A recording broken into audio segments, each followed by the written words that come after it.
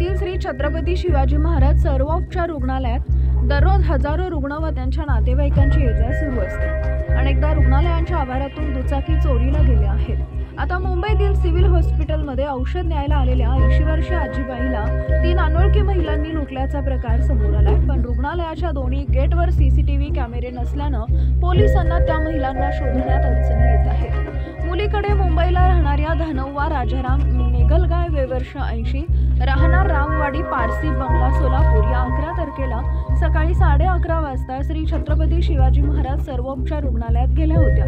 त्यांना दम्याचा त्रास असल्यानं त्या मुंबईतून औषध न्यायला खास करून सोलापुरात आल्या होत्या। अनेक वर्षापासून त्या आवर्जून औषध न्यायला सिव्हिलमध्ये येतात। नेहमीप्रमाणे गुरुवारी त्या सिव्हिलमध्ये गेल्या होत्या।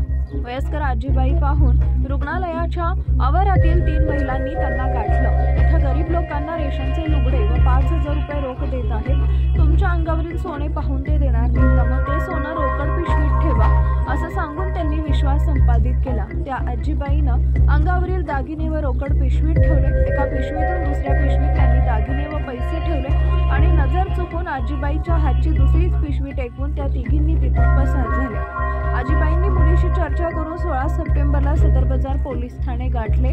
त्या तिन्ही अनोळखी महिलांविरोधात गुन्हा दाखल झाला असून सहाय्यक पोलीस निरीक्षक सागर